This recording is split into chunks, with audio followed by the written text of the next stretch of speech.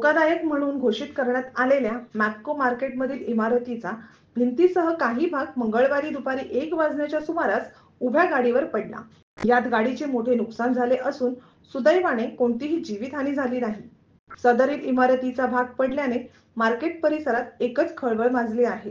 ही इमारत अति धोकादायक असल्याने ती त्वरित निष्कासित व्हायला हवी अशी मागणी आम्ही तुर्भे विभाग कार्यालयाचे विभाग अधिकारी भरत दांडे यांच्याकडे केली असून त्यांच्याकडून परवानगी मिळाली की निष्कासित करण्यात येईल असे यावेळी मॅप्को मार्केटचे अध्यक्ष शशांक कट्टे यांनी सांगितले।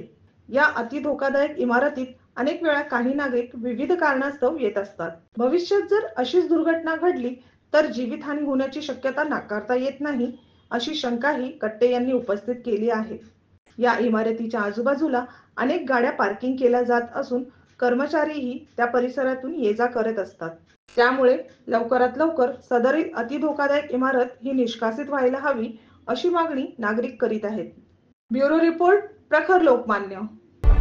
संपूर्ण महाराष्ट्रातील परखड बातम्या पाहण्यासाठी आमच्या प्रखर लोकमान्य न्यूजला सबस्क्राइब करून बेल आयकॉनवर क्लिक करायला विसरू नका।